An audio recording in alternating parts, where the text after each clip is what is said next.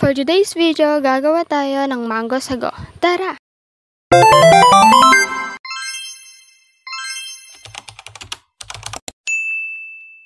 Samahan niyo naman ang yung human being na nagmamarunong na gumawa ng mango sago. Since last time gumawa na tayo ng mango jam, ngayon naman gagawa tayo ng mango sago dahil mas dumami yung bunga at hinog na yung mga mangga. Mas madami ang gagamitin natin ngayon para mas madami, mas masarap, mas malasa.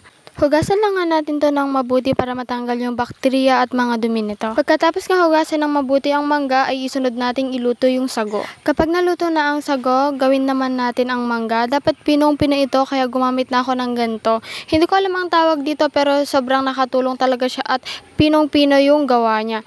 At parang lumalabas yung pagka-juice nung mangga at goods na goods yun. Mabilis nga lang tong gamitin. Meron siyang parang lubid na hinihila-hila tas iikot na yung parang blade dun sa loob. At yung blade na yun yung magi-slice dun sa mango sa loob.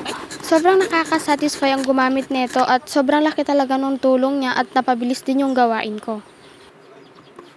Kapag ready na ang lahat, gawin na natin ang mango sago. Naglagay ako dyan ng kondensada. Isang can nga pala ang nagamit ko dyan. Tapos, isunod na natin yung napino-pinong mangga. Hindi ko talaga alam gumawa nito. Nanood lang ako dun sa YouTube, tapos nagmamarunong na ako. Tapos yan, imekos-mekos lang natin para mag-mix yung condense tsaka yung mangga. Tapos, isunod na natin yung sago.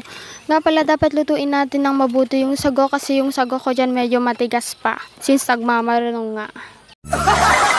Nag-add nga pala ako dyan ng tang na mango para mas lasa yung pagka-mango niya. Bago ko nga makalimutan, nag-add nga pala ako ng onting sugar dun sa sago kanina. Siyempre, mas madaming ice, mas masarap, mas malamig, mas malasa. So, nag-add pa ako ng mga mangga dyan, 4. Feeling ko kasi mas maganda pag may design siya para mas presentableng tignan, maganda. Pero nung naglagay ako ng sago, parang, uy, walang nagbago. Parang walang silbi yung design niya. Kasi natabunan lang din siya nung mangga, nung sago, pero okay lang. At least masarap pa rin naman yung kinalabasan. Yun lang for today's video. Please follow, share, and likes our video. Thank you!